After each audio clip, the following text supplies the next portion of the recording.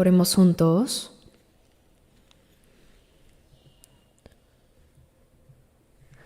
Nuestro Dios Padre, santo y misericordioso que nos amas. Vivíamos en pecado apartados de ti, pero tuviste compasión y amor por nosotros. Y para salvarnos, Jesucristo recibió el juicio y la maldición que nosotros merecíamos recibir. Y por la preciosa sangre que derramó, limpió nuestros pecados para siempre, para que ya no recibamos más el juicio por nuestros pecados. Gracias por darnos esa salvación tan grande sin ningún mérito, nuestro Señor. En esta hora nosotros, los redimidos por tu preciosa sangre, estamos reunidos delante de ti para alabar la gracia y el amor de Dios, para aprender tu palabra y tener comunión en la congregación de los santos salvos. Por favor, cuida de cada uno de nosotros y sosténnos más con tu mano de poder misericordiosa, y con tu gracia, palabra y el poder del Espíritu Santo, renuévanos y levántanos para que podamos vivir el resto de nuestras vidas sin vergüenza como corresponde a los hijos de Dios. Señor, este mundo se vuelve cada vez más turbulento y lleno de pecado. Con nuestras fuerzas no podemos vencer este mundo tan corrupto. Por eso, Señor, llénanos con tu palabra, gracia y el poder del Espíritu Santo, para que podamos vencer contra el poder del pecado y vivir dignamente como hijos de Dios, para darte la gloria a ti. Señor, a todas nuestras iglesias en el país, en el extranjero y a todos los hermanos que están guardando la fe y predicando el Evangelio aún en medio de las dificultades, acompáñalos con tu mayor gracia, palabra y poder, y a todos los hermanos que predican tu Evangelio, llénalos enteramente de tu palabra y poder para que guíen a muchas almas a la salvación y cumplir así tu gran obra, Dios. Señor, también te pedimos que concedas tu gracia a los hermanos que no han podido asistir hoy y a los que se encuentran en enfermedades, debilidades y dificultades. Señor, que nos enseñas la palabra necesaria en el momento oportuno y el camino por el que debemos andar. Ahora también guíanos para que podamos entender la palabra y la santa voluntad tuya que quieres revelarnos. Hemos orado en el nombre de nuestro Señor Jesucristo. Amén. Busquemos la Biblia en San Juan 15,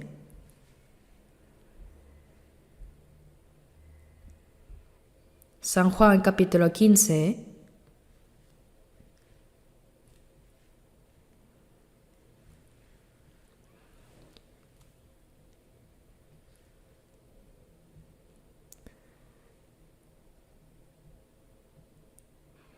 versículos 3 y 4, se los leo. Ya vosotros estáis limpios por la palabra que os he hablado.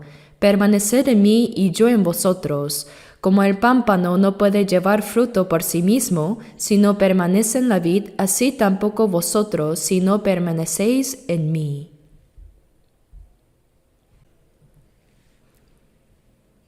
Últimamente los domingos estamos aprendiendo sobre la vida que permanece en el Señor.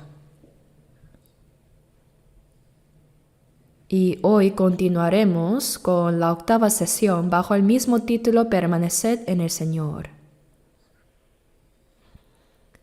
La vida cristiana en una sola frase sería la vida que permanece en el Señor. Jesús dijo: ya vosotros estáis limpios por la palabra que os he hablado. Aquí que el alma haya sido limpiada, se refiere a que recibimos la salvación del alma. Y a los salvos, el Señor dice: permaneced en mí y yo en vosotros. Significa que yo estoy en el Señor y Él también está en mí. Es una expresión de que llegamos a ser uno con Él. En San Juan 14, Versículo 20 dice, en aquel día vosotros conoceréis que yo estoy en mi Padre y vosotros en mí y yo en vosotros.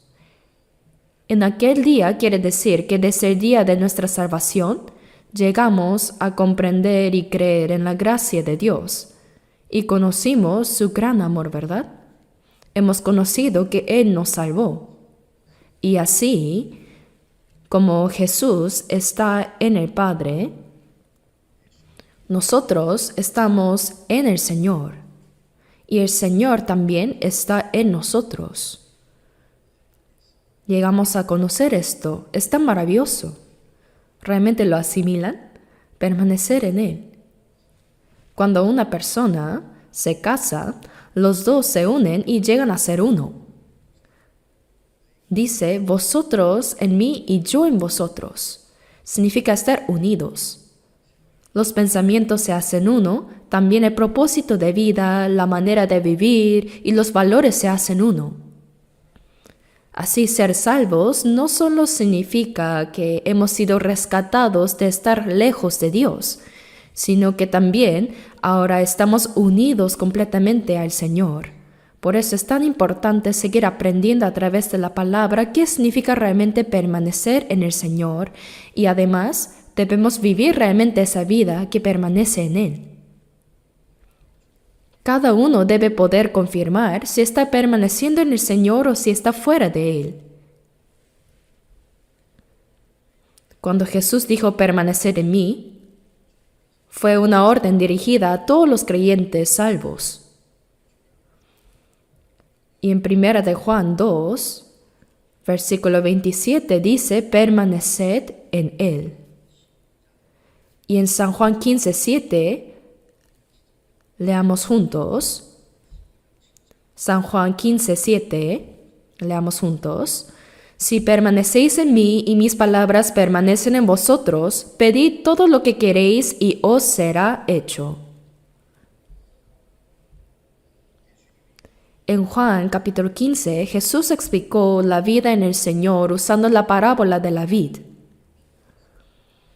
En el versículo 5 dice, yo soy la vid, vosotros los pámpanos.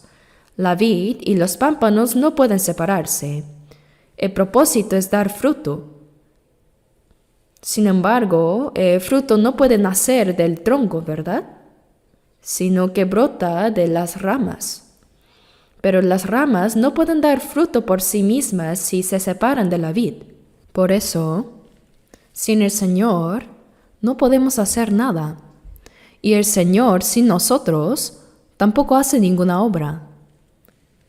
¿No es algo verdaderamente asombroso? El Señor y nosotros hemos sido unidos. Y el propósito de esa unión es para dar fruto para la gloria de Dios.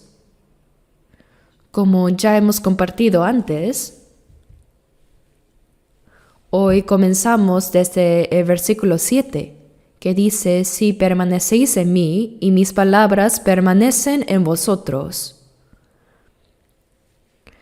Permanecer en el Señor significa permanecer en su palabra. Permanecer en la palabra del Señor. Hemos sido salvos al comprender su palabra.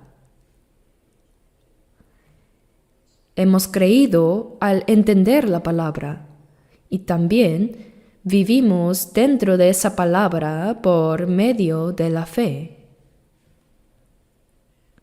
Por eso dice, y mis palabras permanecen en vosotros.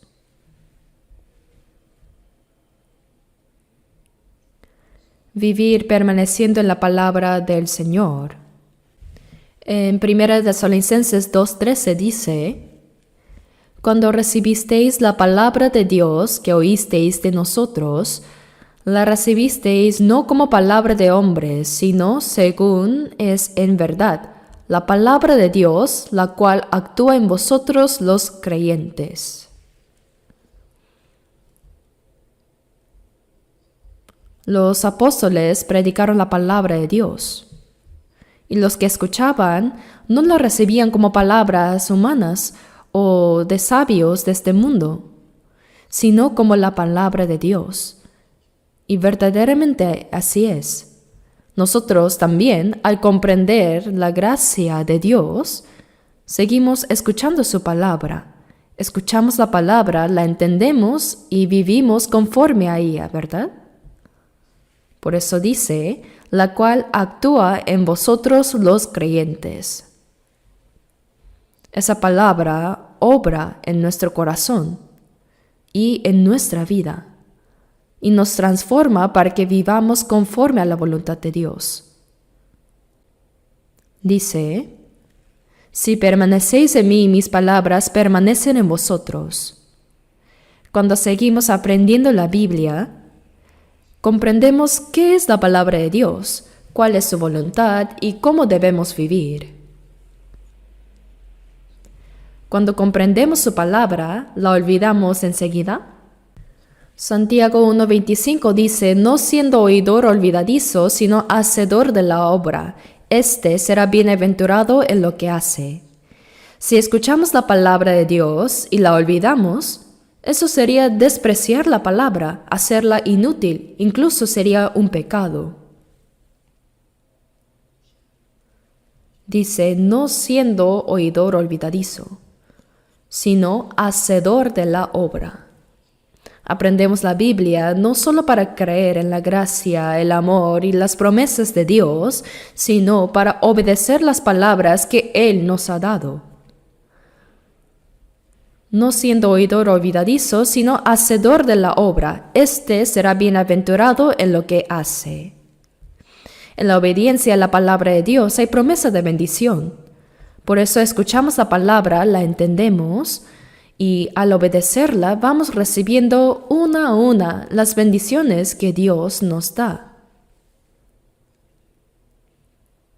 Leamos juntos Primera de Juan, capítulo 2, versículos 24 y 25.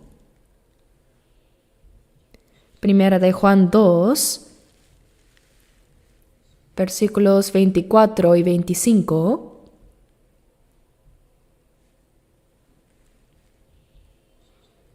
24 y 25.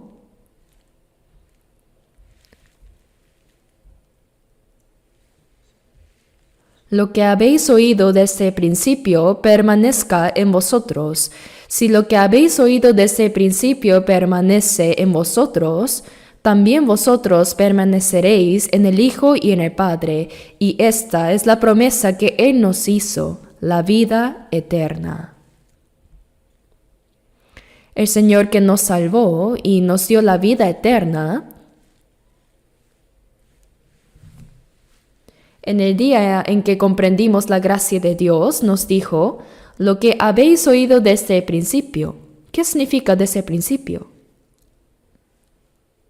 Quiere decir desde el momento en que fuimos salvos. En Colosenses 1:6 dice, desde el día que oísteis y conocisteis la gracia de Dios en verdad. Desde el día en que comprendimos verdaderamente la gracia de Dios y fuimos salvos, comenzó nuestra vida siguiendo la palabra del Señor.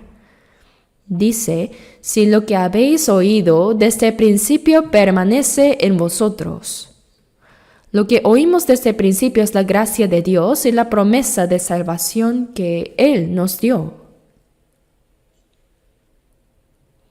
Y desde el momento en que fuimos salvos, no solo recibimos una relación de vida con Dios y la vida eterna, sino que también comenzó una vida guiada por la palabra de Dios. Por eso dice, lo que habéis oído desde el principio permanezca en vosotros. No solo escuchamos la palabra y fuimos salvos, sino que debemos permitir que esa gracia y esa verdad que nos salvaron permanezcan en nuestro corazón, que esa palabra gobierne completamente nuestra vida. Dice, si lo que habéis oído desde el principio permanece en vosotros, también vosotros permaneceréis en el Hijo y en el Padre. Permanecer en la palabra es permanecer en Jesús y en Dios el Padre. Y estar fuera de la palabra es estar fuera del Señor. Es porque el Señor mismo es la palabra. El Señor que nos salvó no solo nos libró del pecado, sino que también nos dio la vida eterna y una gloriosa esperanza en el reino de los cielos. Y durante el resto de nuestra vida, Él permanece con nosotros, nos guarda, nos ayuda y nos guía. Esa presencia del Señor con nosotros es su palabra. En Juan 1:1 dice, en el principio era el Verbo, y el Verbo era con Dios, y el Verbo era Dios. No dice, en el principio era Dios, sino en el principio era el Verbo, y el Verbo era Dios. Cuando Dios se revela al hombre, no lo hace de una manera visible. Nadie ha visto jamás a Dios. Jesús es Dios que se manifestó en forma humana. Juan 1:18 dice, a Dios nadie le vio jamás, el unigénito Hijo que está en el seno del Padre, Él le ha dado a conocer. Los discípulos le dijeron a Jesús en Juan 14:8, Señor, muéstranos el Padre y nos basta. Y Jesús respondió, el que me ha visto a mí, ha visto al Padre. ¿Cómo pues dices tú, muéstranos el Padre? A través de Jesús pudimos conocer qué es la gracia de Dios, cuál es el poder de Dios y qué es el amor de Dios. Dios se manifestó por medio de la vida y las palabras de Jesús, pero Jesús ya se fue. Entonces, ¿cómo podemos ver a Dios ahora? A través de su palabra. Y el Verbo era Dios, dice. El Dios, que es la palabra, se manifestó en carne y ese es Jesús. En Juan 1:14 dice, y aquel Verbo fue hecho carne y habitó entre nosotros, y vimos su gloria, gloria como del unigénito del Padre lleno de gracia y de verdad. El Señor que nos salvó ahora está con nosotros. Aunque nuestros ojos no lo vean, el Señor siempre está con nosotros. Por eso dice, lo que habéis oído desde el principio permanezca en vosotros.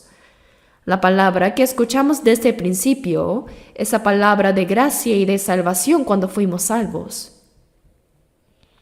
Yo he sido salvo por 63 años ya,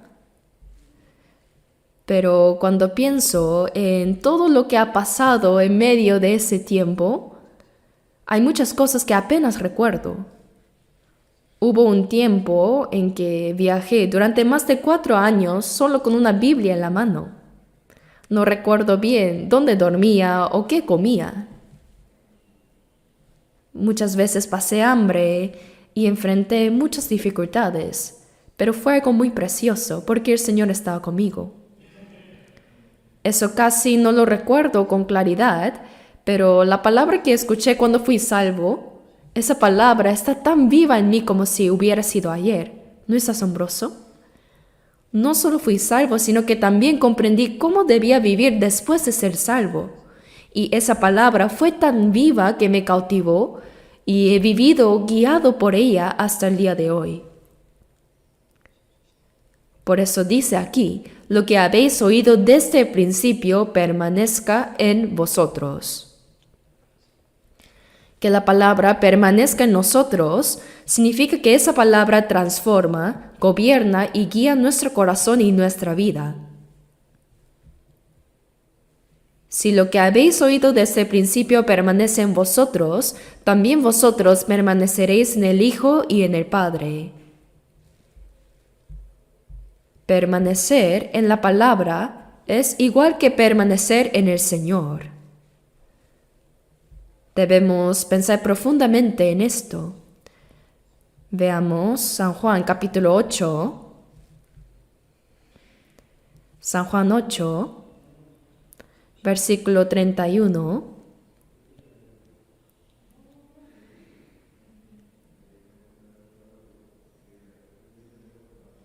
Versículo 31. Dijo entonces Jesús a los judíos que habían creído en él, si vosotros permaneciereis en mi palabra, seréis verdaderamente mis discípulos y conoceréis la verdad y la verdad os hará libres.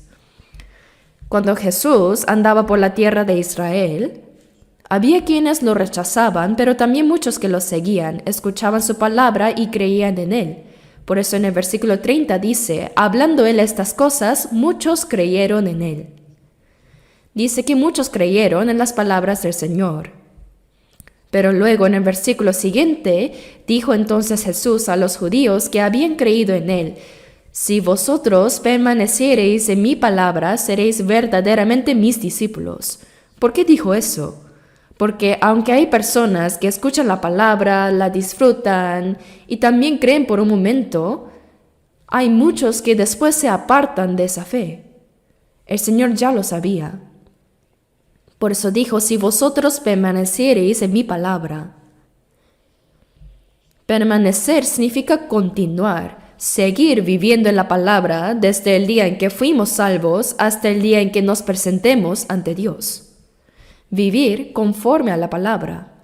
En el Salmo 119, 105 dice, lámpara es a mis pies tu palabra y lumbrera a mi camino. Lámpara es a mis pies tu palabra y lumbrera a mi camino. ¿Qué haríamos en este mundo si no tuviéramos una lámpara? La palabra del Señor es la luz que muestra y guía nuestro camino. En nuestra vida cristiana, la palabra de Dios nos enseña, nos muestra el camino que debemos seguir y nos enseña cómo debemos actuar. Por eso dice,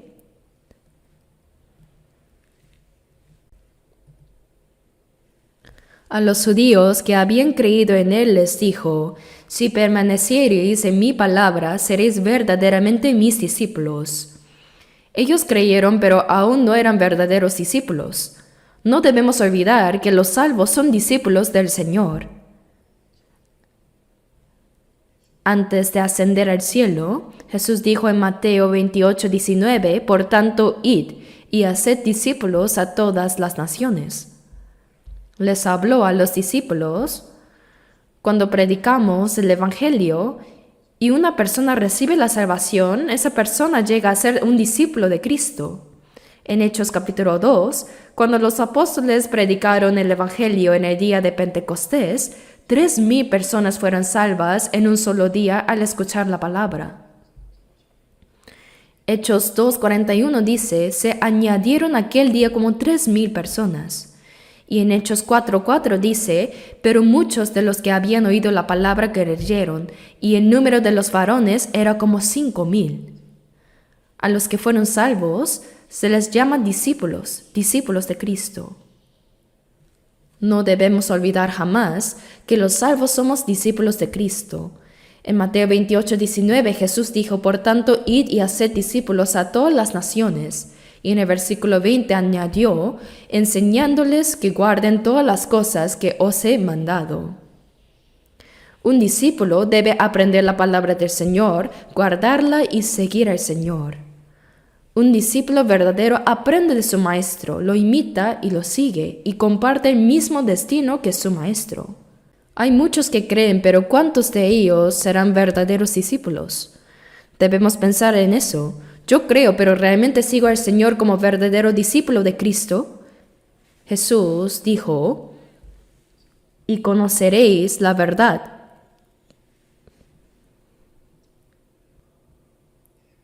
Y la verdad os hará libre. Los que siguen al Señor y creen correctamente en su palabra, reciben libertad por medio de esa verdad. Y esa libertad no es una libertad carnal, sino libertad del pecado, libertad de todo poder humano, libertad del temor y de la ansiedad del corazón, libertad de las preocupaciones y angustias. Dice, y conoceréis la verdad, y la verdad os hará libres. La verdad es el Señor mismo. Cuando nos acercamos más al Señor y lo conocemos verdaderamente, nuestro corazón experimenta una libertad y una paz indescriptibles. Por eso el Señor es la palabra. Permanecer en el Señor significa permanecer en su palabra y vivir cautivados por esa palabra. Es vivir completamente cautivados por esa palabra. Busquemos 2 de Juan, capítulo 1, antes de Apocalipsis, 2 de Juan 1, versículo 9. 2 de Juan 1, versículo 9. Leamos juntos. Cualquiera que se extravía y no persevera en la doctrina de Cristo no tiene a Dios. El que persevera en la doctrina de Cristo, ese sí tiene al Padre y al Hijo. La palabra se extravía significa desviarse del camino correcto. Iba caminando bien, pero se apartó del rumbo. Es perder el camino. Cualquiera que se extravía y no persevera en la doctrina de Cristo, dice. Quien no permanece en la enseñanza y en la palabra de Cristo, quien no vive obedeciendo esa palabra, quiere decir, no tiene a Dios. Una persona que no vive según la palabra de Dios y sin embargo dice, yo tengo al Señor, yo sigo al Señor. Eso es imposible. Dice, el que persevera en la doctrina de Cristo, ese sí tiene al Padre y al Hijo. El que permanece en la enseñanza de Cristo es quien tiene al Padre y al Hijo. En otras palabras, es quien vive con el Señor y en comunión con Él. Cuando andamos conforme a la palabra, en Juan 15:7 dice, si permanecéis en mí y mis palabras permanecen en vosotros, se refiere a vivir el resto de nuestra vida dentro de la palabra del Señor. Y después de 2 de Juan está 3 de Juan, busquemos 3 de Juan, capítulo 1, versículo 8. Nosotros pues debemos acoger a tales personas para que cooperemos con la verdad. ¿Qué significa esto? En los tiempos después de la salvación, no solo los apóstoles, sino también muchos creyentes laicos predicaban el Evangelio. Cuando hubo una gran persecución en Jerusalén, los creyentes que se dispersaron predicaban el Evangelio donde quiera que iban. Pero ellos, predicando el Evangelio, no recibían ayuda económica ni salario alguno. Por eso, en el versículo 7 dice, porque ellos salieron por amor del nombre de Él, sin aceptar nada de los gentiles. Es decir, salieron a predicar el Evangelio, pero nunca recibieron recompensa alguna de los que escuchaban. Imaginen cuánta dificultad y sufrimiento tuvieron que soportar. El apóstol Pablo también predicó el Evangelio de esa manera.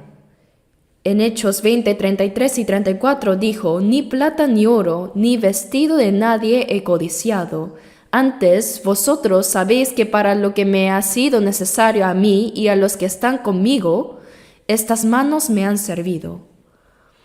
Y en 1 Tesalonicenses 2:9 escribió, para no ser gravosos a ninguno de vosotros. Aquel gran apóstol trabajaba con sus propias manos, y cuando estuvo en Corinto conoció a Priscila y Aquila, judíos, y se quedó en su casa trabajando con ellos fabricando tiendas. Era un oficio común en ese tiempo, trabajaba y predicaba al mismo tiempo. Claro, no siempre tuvo que trabajar, pero cuando tenía oportunidad lo hacía. En 2 Tesalonicenses 3:8 dice, trabajamos con afán y fatiga día y noche para no ser gravosos a ninguno de vosotros. Así que en la iglesia primitiva, no solo los apóstoles, sino también muchos otros creyentes salían a predicar el Evangelio.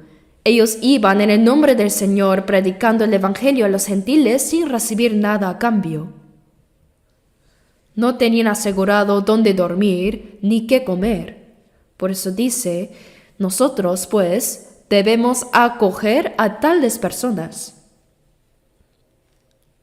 Es decir, recibir y apoyar a esos siervos del Evangelio que viajaban y sufrían por el Señor. Acoger. Significa esto, atenderlos con lo necesario. No solo decir con palabras, que te vaya bien, o cuídate, sino ayudarlos de verdad. Nosotros, pues, debemos acoger a tales personas para que cooperemos con la verdad. Ayudar a quienes predican el Evangelio es ser colaboradores de la verdad. Y oponerse a los que predican el Evangelio es igual que oponerse a Dios. Pero recibirlos y ayudarlos es lo mismo que hacerlo para el Señor.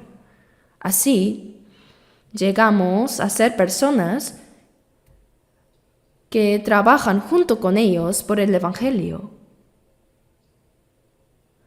Mateo 10:41 dice que recibe a un justo por cuanto es justo, recompensa de justo recibirá. Esto significa que cuando ayudamos a los que predican el Evangelio, en sí estamos participando en esa misma obra de la evangelización. Por eso, después de recibir la salvación, todos nosotros tenemos algo que hacer por este Evangelio. No solo los que predican, sino todos los hermanos en la iglesia tenemos algo que hacer por el Señor y por el Evangelio. Algunos dicen, yo no tengo nada que hacer, pero búsquelo bien. Claro que hay algo que puede hacer. Bueno, yo voy a la iglesia, pero no me dan ningún cargo. Algunos son diáconos, otros son líderes de grupo, pero aunque no tengas un título o una posición, ¿significa eso que no puedes hacer nada? ¿Es así? Ese pensamiento es incorrecto. Siempre hay algo que uno puede hacer. Después del seminario del domingo, ¿ha visto lo que sucede? En cuanto termina, los hermanos están tan ocupados limpiando. Limpian el auditorio, los baños, todo lo dejan ordenado y limpio. ¿Alguien les ordenó hacerlo acaso? No, ellos mismos piensan, esto es algo que puedo hacer. Si buscamos, siempre hay algo que uno puede hacer. No existe tal cosa como no tengo nada que hacer. Cada uno de nosotros puede servir al Señor, al Evangelio y a la iglesia de alguna manera. Esa es precisamente la vida que permanece en la palabra. Permanecer en el Señor significa estar unido con Él, confiar en Él y vivir para Él. Y aquellos que obedecen su palabra y se esfuerzan por el reino de Dios, ¿qué dice el Señor? Que escuchará sus oraciones, dice. En Juan capítulo 15, versículo 7 dice: Si permanecéis en mí y mis palabras permanecen en vosotros, pedid todo lo que queréis y os será hecho. Si permanecéis en mí y mis palabras permanecen en vosotros, significa vivir obedeciendo y permaneciendo en la palabra del Señor. Entonces dice, pedid todo lo que queréis y os será hecho. Pero orar no significa simplemente pedir cosas a Dios y esperar que las dé. Dios no concede todo lo que pedimos sin propósito. Si uno no hace nada para el Señor, ¿para qué habría de ayudarlo Dios? Dios no apoya la pereza. Dios no ayuda a los ociosos. La Biblia dice que Dios da trabajo y también el alimento a los que trabajan, a los que sirven y obedecen. Por eso si permanecéis en mí y mis palabras permanecen en vosotros. Cuando vivimos dentro de la palabra del Señor, pedid todo lo que queréis y os será hecho. ¿Qué es lo que pedimos entonces? No pedimos, como la gente del mundo, cosas carnales como prosperidad material, éxito personal o fama. No pedimos esas cosas. Más bien, los salvos oran para servir al Señor, para obedecerle, para vivir según su voluntad y para la obra del reino de Dios. Oramos por esas cosas Y Dios escucha esas oraciones y las cumple. Las cumple sin falta. Pedid todo lo que queréis y os será hecho. ¿No es una promesa maravillosa? Incluso en una familia hay hijos que obedecen a sus padres y otros que no. Cuando un hijo es rebelde y no escucha, si pide algo, los padres no se sienten contentos en darle.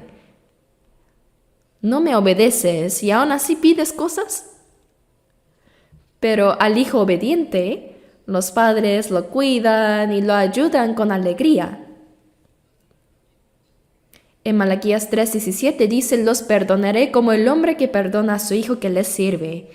Así como un padre cuida y ayuda al hijo que le sirve, Dios cuida y ayuda a los que viven para el Señor.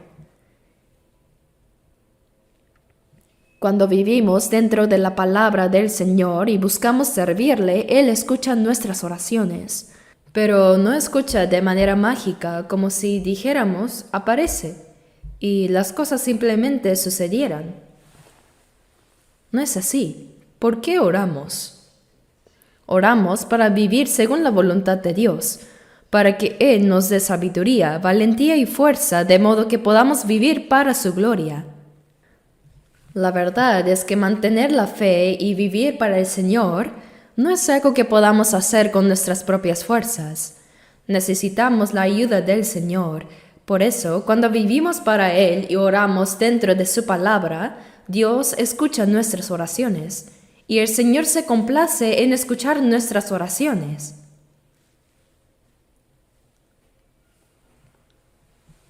Leamos juntos San Juan 15, versículo 16. Juan 15, 16. Leamos juntos. No me elegisteis vosotros a mí, sino que yo os elegí a vosotros, y os he puesto para que vayáis y llevéis fruto, y vuestro fruto permanezca, para que todo lo que pidiereis al Padre en mi nombre, Él os lo dé. Jesús dijo a sus discípulos: no me elegisteis vosotros a mí, sino que yo os elegí a vosotros. Ciertamente, hoy ya no existen los 12 apóstoles que el Señor escogió entonces, ¿verdad? Pero eso no significa que el Señor no escoja ahora. Él sigue escogiendo. El Señor que nos salvó también nos ha puesto a cada uno de los creyentes dentro de la iglesia con un propósito. Dice: para que vayáis. ¿A dónde debemos ir? Debemos ir al mundo, llevando el Evangelio. Aunque es hermoso que los salvos se reúnan, canten, oren y compartan juntos, ¿qué será entonces de los que aún no han sido salvos? Si nosotros cerramos la boca y no predicamos, nadie podrá ser salvo. Hay iglesias que parecen disfrutar solo entre sí mismas, pero no predican el Evangelio. No predican. Entonces, ¿cuál es el propósito de su vida? En Lucas 15:7 dice: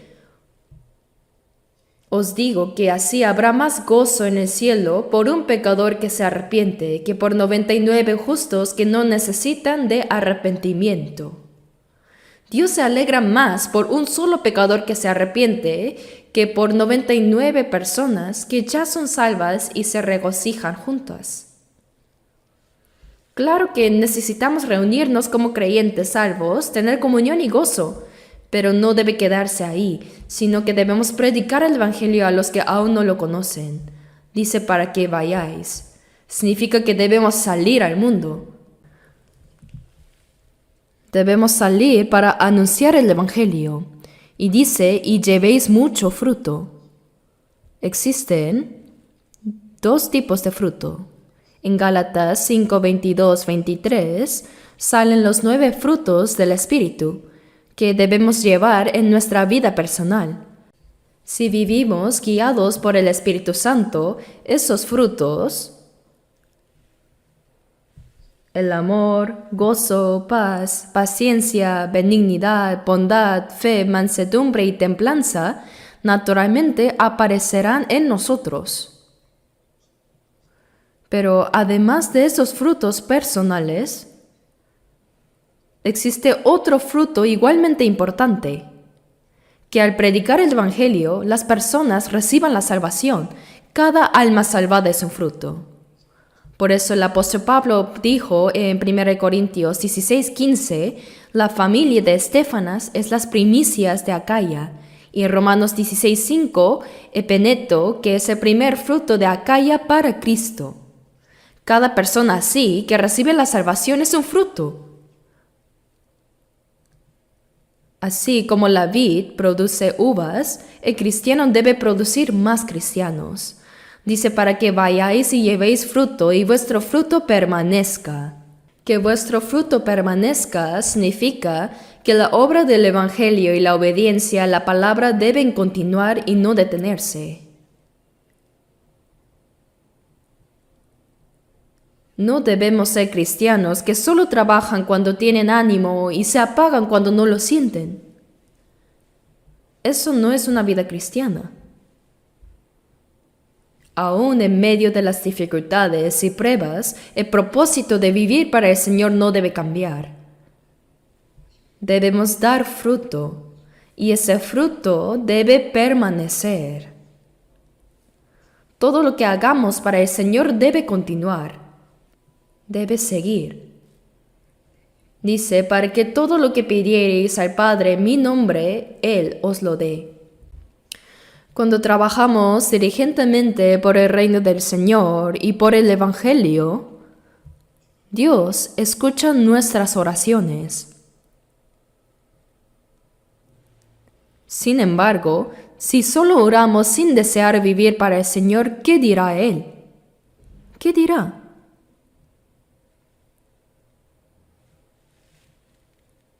Una oración que no busca la gloria de Dios ni su voluntad no sería una verdadera oración.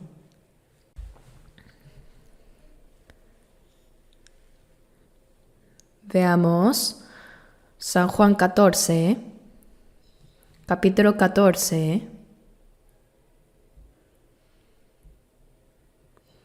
versículos 13 y 14. 13 y 14 leamos juntos. Y todo lo que pidiereis al Padre en mi nombre, lo haré, para que el Padre sea glorificado en el Hijo. Si algo pidiereis en mi nombre, yo lo haré. ¿Ven cuán clara y segura es esta promesa del Señor? Si algo pidiereis en mi nombre, yo lo haré. El Señor promete que todo lo que pidamos en su nombre, Él lo cumplirá. Pero la cuestión es si nuestra oración realmente es sincera o no. Dice que la oración es, en los íntegros, hermosa. Y en 1 Timoteo 1:5 dice, nacido de corazón limpio y de fe no fingida. La oración que agrada a Dios proviene de un corazón sincero, no de un deseo carnal ni de una búsqueda de comodidad personal. Cuando Jesús dijo, si algo pidieres en mi nombre, ese algo no se refiere a satisfacer los deseos de la carne, sino que cuando buscamos vivir conforme a la voluntad de Dios, cualquier cosa que pidamos en su propósito, Él la escuchará. Dice, para que el Padre sea glorificado en el Hijo. Dios se complace en escuchar nuestras oraciones y en cumplir nuestras peticiones. Él se alegra en responder porque a través de ello su nombre es glorificado en nuestras vidas. Dios desea recibir gloria en todo lo que hacemos y vivimos. Si algo pidiereis en mi nombre, yo lo haré. Es como si el Señor nos diera un cheque en blanco firmado con su nombre, diciendo, preséntalo y recibirás todo lo que pidas. ¿No sería algo maravilloso? Pero esta promesa es aún más grande que eso, porque proviene del mismo Señor. Sin embargo, hay una condición.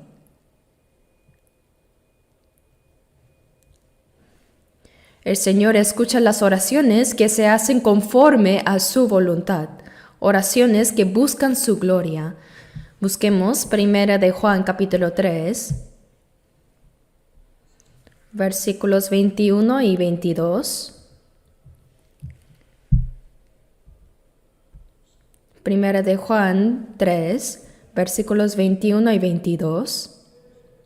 Leamos juntos. Amados, si nuestro corazón no nos reprende, confianza tenemos en Dios, y cualquier cosa que pidiéremos la recibiremos de Él, porque guardamos sus mandamientos y hacemos las cosas que son agradables delante de Él. Amados, se refiere a los hermanos salvos.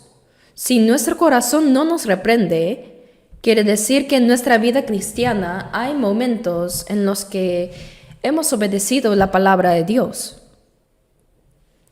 En 1 de Juan 3:14 dice, el que no ama a su hermano permanece en muerte. ¿Cuál es la evidencia clara de que uno es salvo? El que ha recibido la salvación reconoce a otros que también han sido salvos. Los identifica como hermanos y se alegra en el corazón al ver a sus hermanos. Y realmente los ama realmente.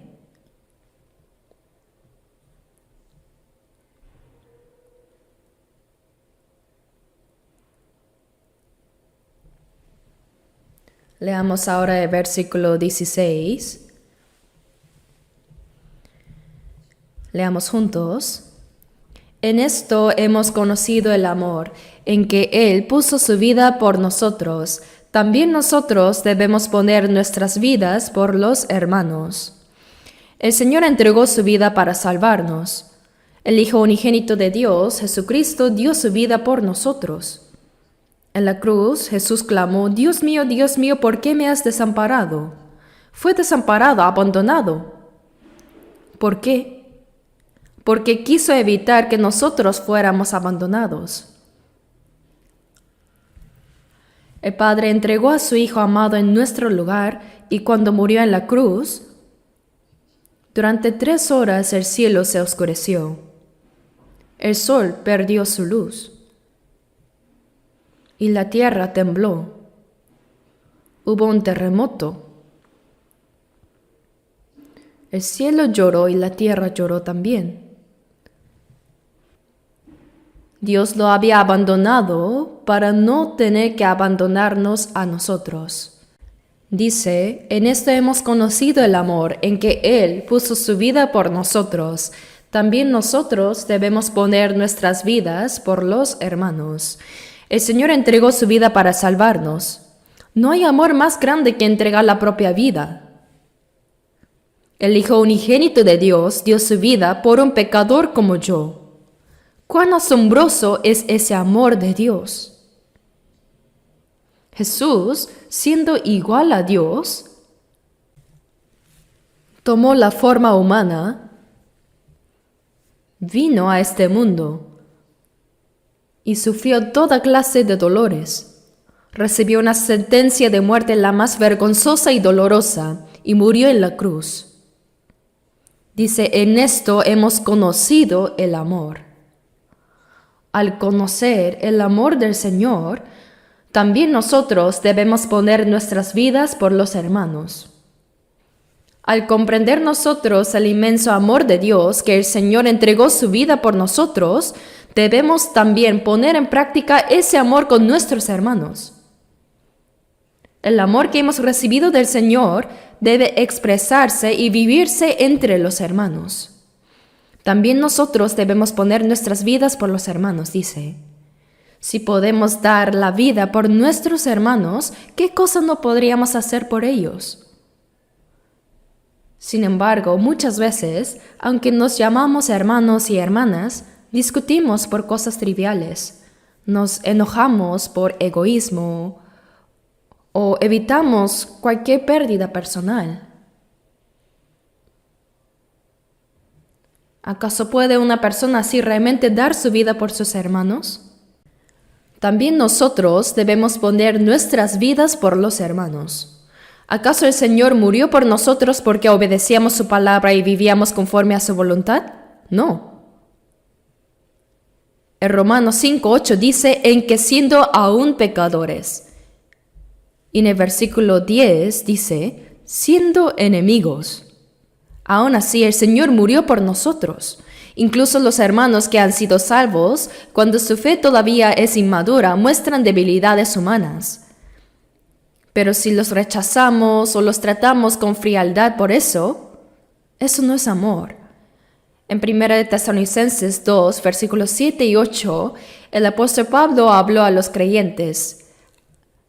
Antes fuimos tiernos entre vosotros, como la nodriza que cuida con ternura a sus propios hijos. Tan grande es nuestro afecto por vosotros que hubiéramos querido entregaros no solo el Evangelio de Dios, sino también nuestras propias vidas, porque habéis llegado a sernos muy queridos. Así, Pablo había sufrido mucho para llevar el Evangelio a los hermanos de Tesalónica, y aún después de su conversión, siguió amándolos profundamente. Dijo que los amaba como una madre que alimenta y cría a su hijo, limpiándolo y cuidándolo con ternura, aunque cometa errores. Si un hermano o hermana falla, en lugar de amarlo, lo criticamos, lo evitamos o lo despreciamos, eso no es el amor del Señor. Dice también nosotros debemos poner nuestras vidas por los hermanos. Eso es lo más natural, porque el Señor dio su vida por los pecadores como nosotros. ¿Podríamos nosotros dar la vida por nuestros hermanos también? Deberíamos pensar seriamente en esto. Si tenemos un corazón dispuesto a amar así, entonces no habrá nada que no podamos hacer por los hermanos. Veamos. Ahora el versículo 17. Pero el que tiene bienes de este mundo y ve a su hermano tener necesidad y cierra contra él su corazón, ¿cómo mora el amor de Dios en él? Aquí no se está hablando de entregar la vida, sino de algo más sencillo y práctico. Si un hermano o una hermana tiene necesidad, si está pasando por un momento de pobreza o dificultad y uno ve su condición y siente el deseo de ayudar, pero luego ese deseo es detenido, ¿qué lo detiene? Nuestra carne. La carne es egoísta y tacaña por naturaleza. Aunque el corazón quiera ayudar, el egoísmo de la carne lo bloquea, dice, y cierra contra él su corazón. Si alguien tiene la posibilidad de ayudar y no lo hace, ¿cómo puede decir que el amor de Dios mora en él? El amor verdadero siempre da más y sigue dando hasta darlo todo. Así como los padres aman a sus hijos, dan. Y si pudieran, darían aún más. A veces hasta desean haber podido dar más. Los padres incluso serían capaces de dar su vida por sus hijos. Entonces, si nosotros estamos dispuestos a dar la vida por nuestros hermanos, ¿cómo podríamos negarles ayuda material cuando están en necesidad? Si yo tengo lo suficiente y sé que mi hermano está pasando dificultades, debo ayudarle. Dice que ve a su hermano tener necesidad y cierra contra él su corazón, ¿cómo mora el amor de Dios en él? El amor de Dios debe fluir como un manantial. Cuando sacamos agua del pozo, el agua sigue brotando. Pero si dejamos de sacarla, se estanca y se pudre. Así también es el amor. Si no lo practicamos, se enfría. El amor verdadero siempre se entrega, se sacrifica y obedece completamente a Dios, aún hasta la muerte. Ese amor debe estar formado y activo dentro de nosotros. Leamos juntos los versículos 18 y 19. Hijitos míos, no amemos de palabra ni de lengua, sino de hecho y en verdad. Y en esto conocemos que somos de la verdad y aseguraremos nuestros corazones delante de Él. Dice, hijitos míos, no amemos de palabra ni de lengua. ¿Quién no puede hacerlo con palabras? Algunas personas hablan muy bien. Si uno las escucha, parece que viven solo para el Señor, que aman a los hermanos y que harían cualquier cosa por el Evangelio. Pero después de hablar no hay hechos que lo respalden, solo palabras. Si al menos no hablaran tanto, no se notaría tanto la falsedad, pero hablan muy bien y no actúan. Eso es falso, es hipocresía, sino de hecho y en verdad. El amor verdadero se muestra en las acciones. Un amor que solo está en palabras o en buenas intenciones, pero sin obras, no es amor sincero. De hecho y en verdad. Amar con acciones y con sinceridad es el amor genuino, y cuando vivimos así, dice, en esto conocemos que somos de la verdad. Por nuestras obras de amor sabemos que pertenecemos al Señor. Conocemos, dice, que somos de la verdad. Cada uno debe examinar su propia vida y preguntarse cuán cerca estoy del Señor. ¿Realmente estoy viviendo conforme a su voluntad? ¿Cómo estoy practicando el amor del Señor en mi vida? Es necesario reflexionar en eso. Cuando no solo amamos con palabras, sino de hecho y en verdad, reconocemos nosotros mismos que pertenecemos a la verdad. Y entonces, dice, aseguraremos nuestros corazones delante de Él. Podremos estar firmes y confiados delante del Señor. Leamos juntos ahora el versículo 20. Pues si nuestro corazón nos reprende, mayor que nuestro corazón es Dios, y Él sabe todas las cosas. Si nuestro corazón nos reprende, a veces sentimos remordimiento en la conciencia, ¿verdad? Pero la conciencia de los salvos es diferente a la conciencia del mundo. La gente del mundo también tiene conciencia. Pero como dice 1 Timoteo 4:2, teniendo cauterizada la conciencia, es decir, la gente mundana tiene una conciencia que ha sido quemada y ya no funciona correctamente, mientras que los salvos, en cambio, cuando reciben la salvación, su conciencia es limpiada. En 1 de Pedro 3:21 dice la aspiración de una buena conciencia hacia Dios. Así, la conciencia del creyente y la del mundo no son iguales. La nuestra ha sido purificada. Es una conciencia que busca discernir y obedecer la voluntad de Dios. Por eso, cuando no amamos solo con palabras, sino con hechos y en verdad, sabemos que pertenecemos a la verdad y nuestro corazón se mantiene firme delante de Dios. Cuando vivimos así, ya no hay nada que nos condene ante el Señor. Pero si hay algo en nuestra vida que no está bien, nuestro propio corazón nos reprende. Cuando nos disponemos a orar y cerramos los ojos, si hemos desobedecido a Dios, el pecado aparecerá en nuestro corazón. Pero si lo ignoramos y seguimos orando como si nada, ¿cree que Dios escuchará esa oración? Seguramente nos preguntaría, espera un momento, antes de orar, respóndame. ¿De verdad me amas? ¿Estás viviendo según mi voluntad? ¿Estás obedeciendo y amando a tus hermanos? Deberíamos poder responderle, sí, Señor, ¿verdad?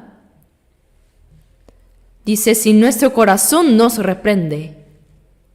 A veces nuestra conciencia misma nos acusa, ¿verdad? Mayor que nuestro corazón es Dios, y Él sabe todas las cosas. Aunque nosotros mismos nos sintamos culpables, el Señor conoce aún mejor todo lo que hay en nuestro corazón. Por eso no podemos simplemente cubrirlo y seguir orando.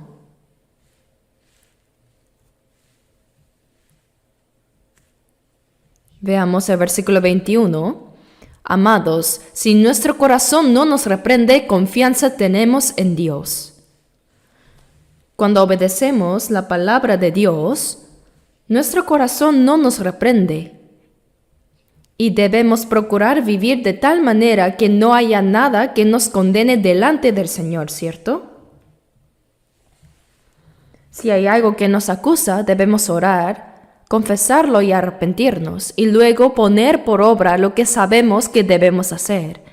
A veces sabemos lo que es correcto, pero no lo hacemos, y aún así decimos que servimos a Dios y que vivimos según su voluntad. Cantamos muy bien himnos. La letra dice, haz Señor tu voluntad como tú quieras. Pero muchas veces lo que realmente queremos cantar sería, haz Señor mi voluntad como yo quiero. ¿No es así? Cuando nuestro corazón no nos acusa, tenemos confianza. Podemos orar con valentía y libertad delante del Señor. Dice, si nuestro corazón no nos reprende, confianza tenemos en Dios, y cualquier cosa que pidiéramos la recibiremos de Él, porque guardamos sus mandamientos y hacemos las cosas que son agradables delante de Él. ¿Y cuáles son esos mandamientos? El mandamiento es amarnos unos a otros. En Juan 13:34 Jesús dijo, un mandamiento nuevo os doy, que os améis unos a otros como yo os he amado, que también os améis unos a otros. En el versículo 35 añadió, en esto conocerán todos que sois mis discípulos, si tuviereis amor los unos con los otros. El Señor nos dio este nuevo mandamiento, como yo os he amado, que también os améis unos a otros. Y cuando amamos así, en esto conocerán todos que sois mis discípulos, dice, las personas del mundo nos observan. Ellos saben que decimos ser salvos, que vivimos una vida cristiana, y miran cómo vivimos. Tal vez no comprendan todo lo que creemos, pero cuando ven que los salvos se aman, colaboran, se ayudan y se cuidan entre sí, reconocen que verdaderamente son discípulos de Cristo. En esto conocerán todos que sois mis discípulos. Entonces, esas personas sentirán admiración y querrán participar también de esa comunión. Porque el mundo no es así. La gente del mundo busca aprovecharse de otros, manipularlos, engañarlos para su propio beneficio. Pero nosotros, en cambio, vivimos para el Señor. Servimos a los hermanos porque eso es servir al Señor. Cuando nos sacrificamos, nos humillamos y obedecemos, entonces se cumple la palabra, en esto conocerán todos que sois mis discípulos. Los que todavía no creen, cuando escuchan que somos salvos o que hemos nacido de nuevo, nos observan. Nos observan atentamente. Si un creyente actúa con egoísmo, engaña o busca su propio bien, ¿qué dirán? ¿Qué dirán ellos? Tú mejor cree bien. Hablas muy bonito, pero no lo vives. Y no creerán en el Evangelio. Por eso, debemos decidir si somos cristianos verdaderos o simples hipócritas. ¿Qué debemos hacer? Amados, si nuestro corazón no nos reprende, confianza tenemos en Dios, y cualquier cosa que pidiéramos la recibiremos de Él, porque guardamos sus mandamientos y hacemos las cosas que son agradables delante de Él. ¿Y cuál es ese mandamiento? El amarnos unos a otros. Que los salvos se amen entre sí es la evidencia de que realmente hemos sido salvos. Es la prueba de que somos hijos de Dios. Nos reunimos para alabar, orar y tener comunión, pero si cuando surge algún problema carnal comenzamos a pelear y a odiarnos, eso no es amar como el Señor nos amó, ¿verdad? No es amar como el Señor nos amó. Veamos ahora el versículo 23. Y este es su mandamiento, que creamos en el nombre de su Hijo Jesucristo y nos amemos unos a otros como nos lo ha mandado. Leamos juntos ahora el versículo 24.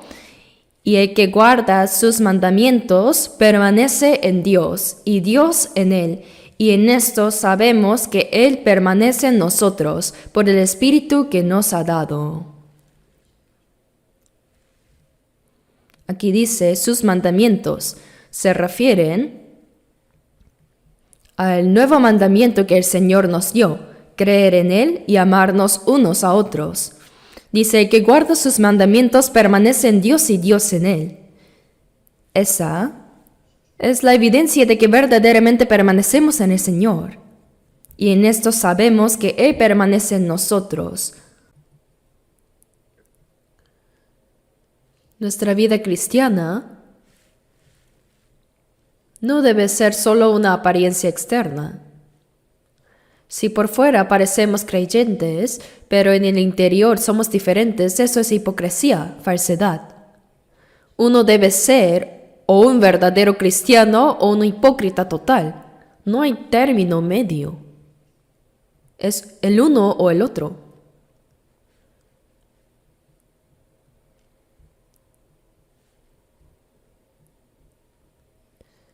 Busquemos 1 de Juan capítulo 5, versículos 14 y 15.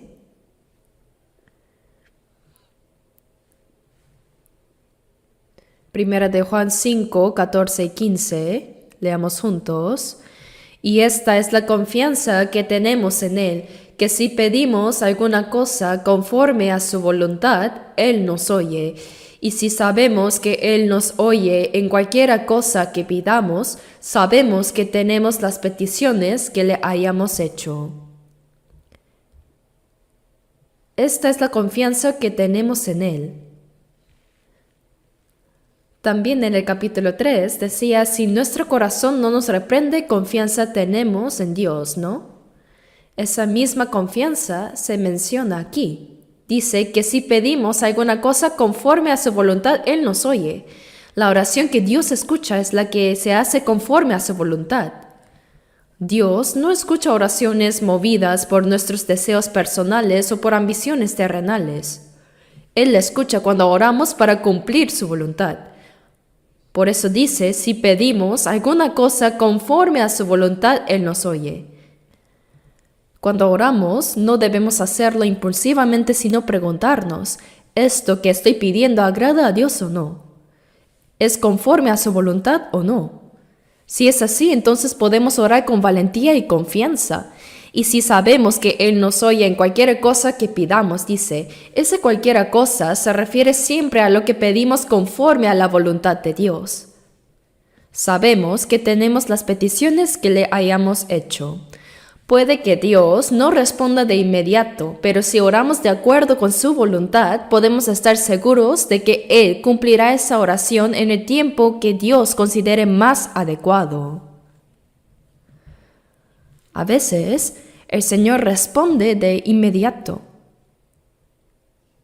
Y otras veces, responde después de un tiempo. Hay incluso quienes han visto respondida su oración justo antes de morir. Por eso,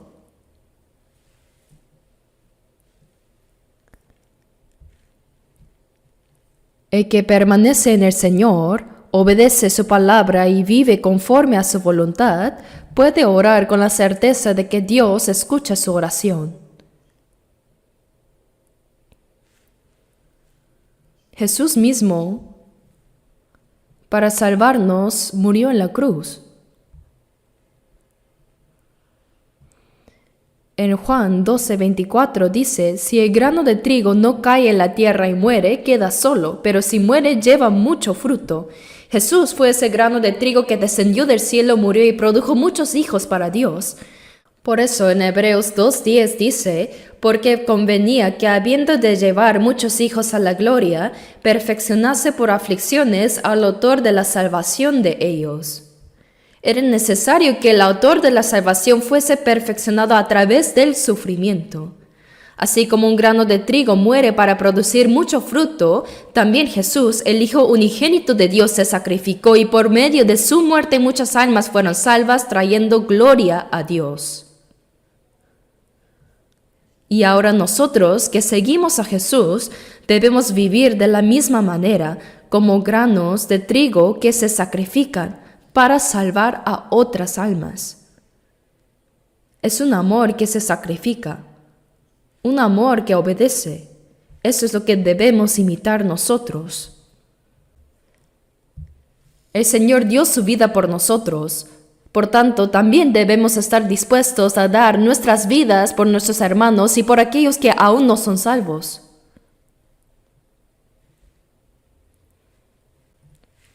Hay una historia conocida de la guerra de Vietnam. En medio del combate contra el Vietcong, creo que saben esta historia, una granada enemiga cayó frente a un gran grupo de soldados.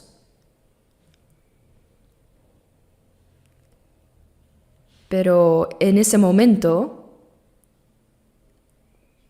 el comandante era un capitán. Al ver ese peligro, corrió y se lanzó sobre la granada, abrazándola con todo su cuerpo. La granada explotó y su cuerpo se desintegró, pero los demás soldados sobrevivieron. Algo parecido sucedió una vez en Gangwon. Durante un entrenamiento militar, un soldado lanzó accidentalmente una granada que cayó justo frente al grupo, justo ahí. Todos pudieron haber muerto, pero un oficial, también un capitán, se arrojó sobre ella y murió. Y después de su muerte, le dieron el ascenso a mayor como homenaje. Ese acto de dar la vida para salvar a otros ilustra perfectamente lo que hizo Jesús. En Juan 15, versículos 13 y 14 dice: «Nadie tiene mayor amor que este, que uno ponga su vida por sus amigos. Vosotros sois mis amigos si hacéis lo que yo os mando». Cuando obedecemos lo que el Señor nos manda, obtenemos el honor de ser llamados sus amigos. ¡Qué gloria tan grande es eso, que el Hijo unigénito de Dios sea nuestro amigo! Y nos manda también a dar la vida por otras almas. Por eso debemos seguir su ejemplo. En 1 Corintios 11:1 el apóstol Pablo dijo: «Sed imitadores de mí, así como yo de Cristo». Pablo fue un verdadero imitador de Cristo. Jesús, el Hijo unigénito de Dios, vino a este mundo y sufrió mucho. Durante 30 años, él vivió como el hijo de un carpintero pobre. ¿Quién habría imaginado que él era el Hijo de Dios? ¿Quién habría imaginado que él era el Cristo? Durante 3 años y medio, mientras recorría con sus discípulos, realizó muchos milagros sorprendentes, pero también sufrió intensamente, ¿cierto? No tenía dónde recostar la cabeza. Jesús padeció muchas necesidades. Y finalmente, aún siendo inocente, él fue condenado. Y por último, Jesús fue crucificado para salvar a los pecadores. El apóstol Pablo dijo: «Yo imito a Cristo». Antes, Pablo había sido un perseguidor de los creyentes, pero cuando encontró al Señor en el camino a Damasco, fue transformado. Desde entonces, hasta el día en que murió decapitado en Roma, dedicó su vida completamente a predicar el Evangelio del Señor. Pasó hambre, frío, sed, desvelo. Muchas veces fue encarcelado, golpeado, azotado 3 veces con vara, apedreado hasta casi morir. Pero a pesar de todo ello siguió adelante. Todo lo soportó por amor al Señor y por la salvación de las almas. Así como Cristo se sacrificó por nosotros y como Pablo siguió ese ejemplo, también nosotros debemos vivir esa vida de sacrificio y amor obediente para la gloria de Dios y para la salvación de muchas almas. Pablo mismo en Gálatas 6:17 dijo: «Yo traigo en mi cuerpo las marcas del Señor Jesús». ¿Qué marcas eran esas? Eran las huellas del sufrimiento. Jesús murió en la cruz en 6 horas. Pero Pablo pasó toda su vida arrastrada de un lugar a otro sufriendo. Pablo confesó: cada día muero. De verdad, cuántos sufrimientos soportó. Dijo: yo traigo en mi cuerpo las marcas del Señor Jesús.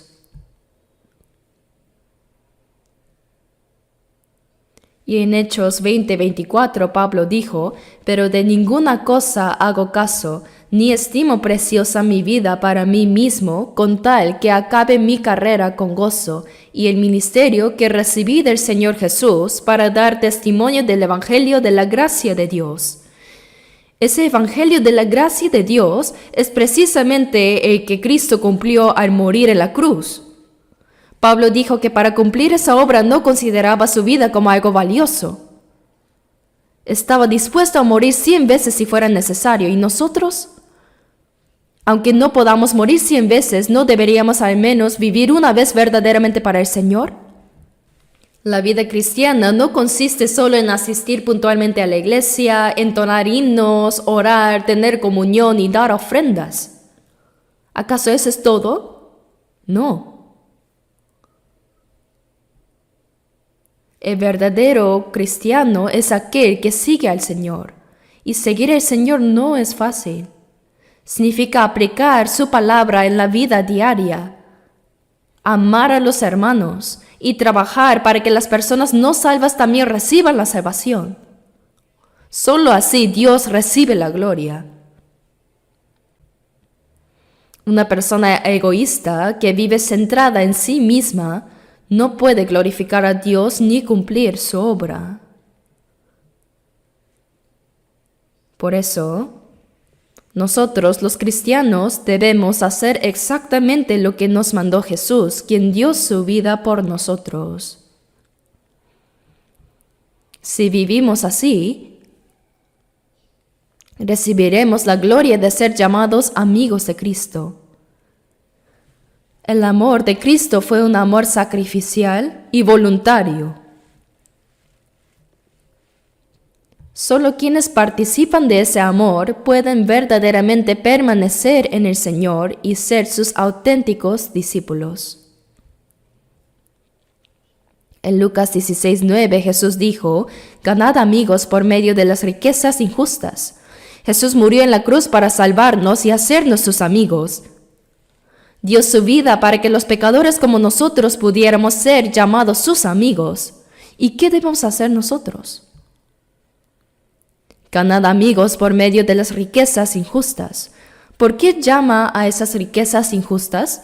Porque los bienes materiales de este mundo en realidad pertenecen a Dios, y solo cuando lo usamos conforme a su voluntad tiene verdadero valor. Pero si los usamos solo para nuestros propios deseos y para vivir según la carne, entonces se convierten en riquezas injustas. En otras palabras, está diciendo que usemos nuestros recursos materiales para la salvación de las almas. Jesús entregó su vida para salvarnos y hacernos sus amigos. Entonces debemos sacrificar nuestros bienes para que otros sean salvos y lleguen al cielo. ¿Cómo lo ven ustedes? Algunos lo hacen con dedicación, pero otros piensan: no hace falta que yo lo haga, ya otros lo están haciendo. Sí, aunque no lo hagas, la obra de Dios seguirá adelante. Pero cuando estés delante del Señor, ¿crees que esa será una excusa? Él te preguntará: ¿y tú qué hiciste por mí?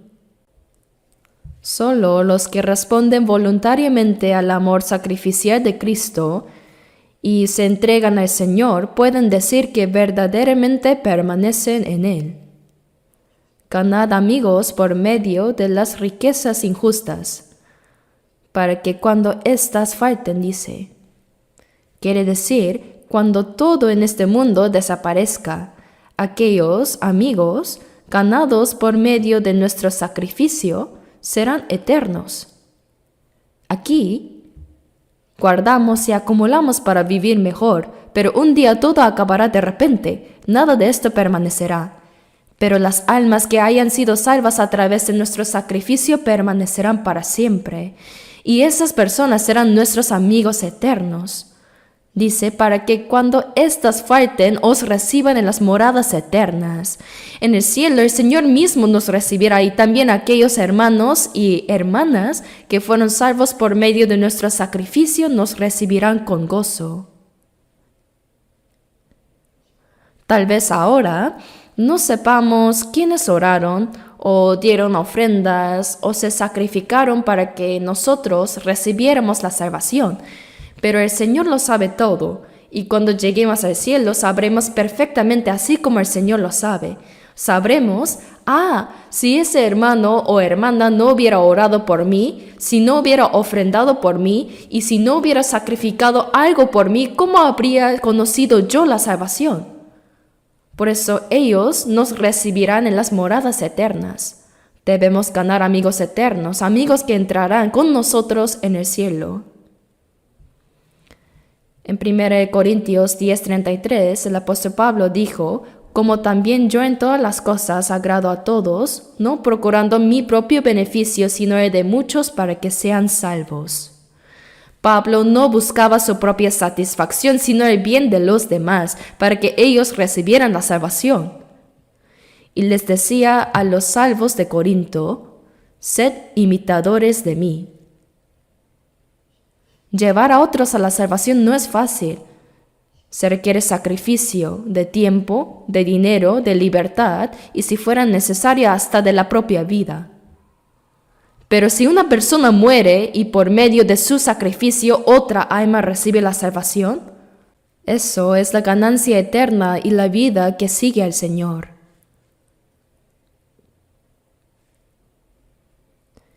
El día del regreso del Señor está muy cerca. Por eso el tiempo que tenemos para vivir para Él y para predicar el Evangelio también es corto. Aprovechemos este último tramo de nuestra vida para vivir de manera que no tengamos nada de qué avergonzarnos ante Dios. De verdad, ¿no podríamos vivir valiente y dignamente delante del Señor para que cuando nos presentemos ante Él podamos recibir alabanza, gloria y honor de su parte? Oremos juntos. Nuestro Dios Padre misericordioso, el Señor murió en nuestro lugar y por la sangre preciosa que derramó nos salvó y nos compró con precio, para que en el resto de nuestras vidas vivamos sirviendo y obedeciendo a Dios y predicando el Evangelio en la iglesia donde Él obra. Gracias por encomendarnos cumplir esta gran misión del Evangelio, Señor. Sosténnos, Señor, con tu palabra, amor y el poder del Espíritu Santo, para que vivamos el resto de nuestras vidas sin vergüenza, realmente como hijos de Dios y como discípulos de Cristo. Ahora guíanos para que ninguno de nosotros muramos ni vivamos para nosotros mismos, sino solo para ti, para el Evangelio y para las cosas que te agradan a ti. Hemos orado todo esto en el nombre de nuestro Señor y Salvador Jesucristo. Amén.